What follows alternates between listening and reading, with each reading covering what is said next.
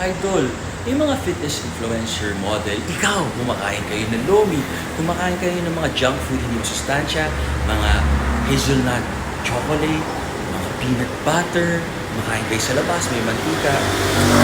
Ang tawag sa ganung diet, if it fits your macros. Ngayon, kung naka-calorie deficit ka, huwag ka lang lumagpas sa calorie deficit mo, papayat ka pa rin kahit yun yung mga kinakain mo.